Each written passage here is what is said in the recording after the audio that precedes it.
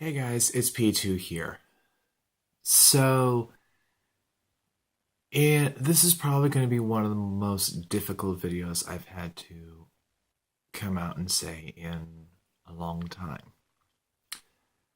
In our moments of desperation, there comes a time where when you ask a question and no one is there to answer, you go out and seek the answers and walk away with more questions. And upon that discovery, I noticed that there has been a an increased interest in mental awareness and depression in general.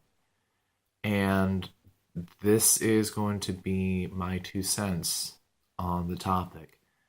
And I'm not saying that my struggle is worse or better than anyone else's. Everybody suffers in their own way. How we respond to it is what defines us. But tonight got me thinking about that based on the things that have happened more recently and what has led up to it. So let me just go ahead and start off that I was raised an only child, and I grew up in the Peninsula School District in Pierce County in Washington State. And talking with a lot of my current friends, whenever I mention this, the words "I'm sorry" usually come up. So, to give you the TLDR of this, that particular district focused primarily on, when it comes to disciplinary actions, it's not who starts the fight that gets in trouble, it's usually the ones that respond to it. That's just kind of the tip of the iceberg. Um, and a primary example of that is in seventh grade, I was pantsed in front of my track team, and I was suspended for retaliating by pushing someone against the wall. And the parents actually had the nerve to ask me to pay for their shirt that I ripped. Um, that I feel had a very psychological impact on me in the long run. My mother being very brash and just saying, "Oh, you just need to sock them one time, then they'll quit doing it," and me trying to be taught about not getting into fights by my dad and all that stuff. And by the time I was 15, there was my parents had separated, and that's going to be another story for another time. I'm not going to deviate too far from that. But the long term effects were I found out about my mother being essentially Ursula from The Little Mermaid. She'll help you but for a price. And finding more and more about the that side of the family. In a family of Italians, my mom is labeled the crazy one. That pretty much tells you all you need to know. Um, but what kind of got me thinking about this topic more accurately was um, the relationship portion of it. We're just coming off of Valentine's Day, and um, a lot of the depression videos, more or less, have focused on uh, communication, have focused on doctors and medications and all of that. I've gone through multiple family psychologists, individual psychologists. The last one I spoke to was about 6 years ago or so, who specialized in Asperger's. I actually am labeled an Aspie. So that definitely takes into play on how I process things. That's going to be a totally different topic as well. Um, but a lot of what helps people communicate about issues like depression is having someone to communicate with that with. I'm usually on the fence about addressing this publicly, but more often than not, I've touched on it before where I talk to people's answering machines more than I'm able to talk to actual people. And I mean, that's not to say that I don't have any friends. I do have people that I do consider a friend, an associate, a confidant, even a brother on some level. But the biggest difference is that there's a difference between finding someone that you can trust and somebody you can rely on. I can trust people not to steal my stuff when they're here.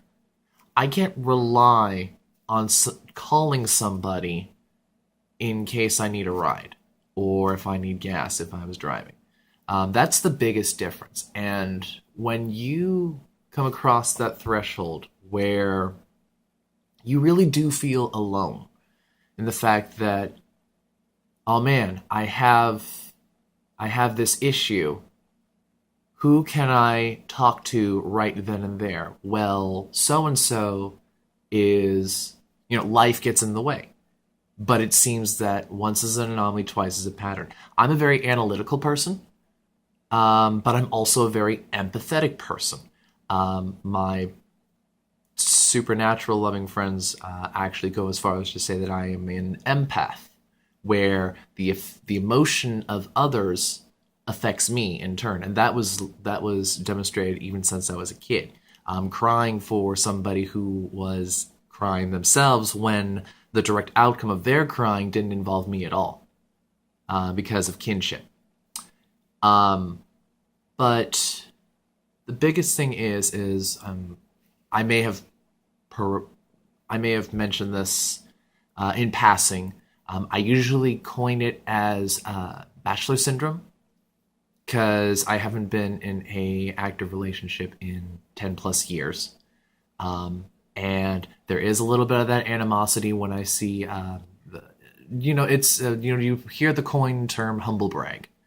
Someone being fortunate, having a selfie with their significant other and all that stuff. It doesn't make it right that it gets under my skin, but it does. I try to deny it. I say that I'm happy for people, but it ends up getting under my skin. Part of that is sort of like the Gemini aspect of it. I am actually labeled a Gemini, so where usually my good days come in when it's during the day. And then towards the end of the night, when I'm lying in bed by myself, that's when usually the darker stuff comes out. And go figure that it's going to be, 12:31 in the morning when I'm actually taking the time to record this. But depression takes on many forms. I was on many forms of medication growing up. I mean, you name them. I had all kinds of cocktails under the sun. Tegretol, imipramine, Concerta, Zoloft, Risperdal as a sleep aid. Zoloft, I was very zombified and emotionless from that. And the big thing that really got that I don't recommend this for everybody, but the thing that I actively did and what actually helped with my weight loss, which in turn helped my self-esteem a little bit, was the last one I was on was Risperdal. And since it was prescribed as a sleep drug, I took it about a couple hours before I go to sleep. I'm usually on 12 hours after that. Well, the one time I took it at a friend's house, I was going to sleep on someone's couch. And then I was woken up 3 hours afterwards because someone else needed the couch. The short trip from the living room to the guest bedroom, I felt like I was a grizzly bear struck in the ass with a tranquilizer dart. It was that kind of disorienting grogginess that I wasn't okay with, and I was actively aware that I wasn't okay with it. And that was the series, that and the arch supports was a series of steps on how I was able to lose 75, 80 pounds. And I'm sure that's going to do a lot for the success and help stay motivated. But even then, the relationship pitfalls, and the biggest thing out of all of it is the communication. Because I have a lot of times where I talk to somebody and it's like, oh, hey, we seem to get along really well. We should hang out more often. Yeah, I'd like to hang out with you. Cool, when would you like to do it? No response. Communication is a two-way street. And there's a lot of one-sided conversations that I have with people, and that can get very frustrating. So my particular take on the depression conversation is, sure, you can have you have to have a support plan in order to get it to work. And part of that is open, active communication on both sides. I'll admit that there is a partial fault of mine that that probably not a lot of them know the extent. They get bits and pieces and ideas here and there, but never the full story. Part of that is because some may not be open to listen, or they try to compare it with similar disadvantages, thinking that it'll just completely wash itself out. For example, I may not, somebody who is in a honest, loving relationship of many years, they'll turn to me and be like, well, be thankful you have a relationship with your father the way you do. Well, that doesn't completely relieve the problem, though, does it? Me being analytical, I'm under the assumption of two things. I know what they usually say about assumption, but two things usually stay true. As I mentioned, I'm very analytical. I'm a problem solver. If I'm aware of what is wrong, I find a way to fix it. That's usually my go-to when everybody asks, are you okay? You look depressed. What's wrong? If I know what's wrong, I'd find a way to fix it.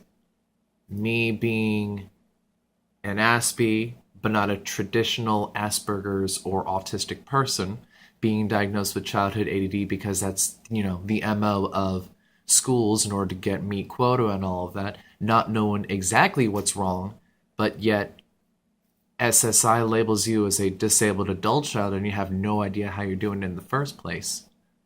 A lot of those things really weigh on you after a while as far as where you identify and where you don't.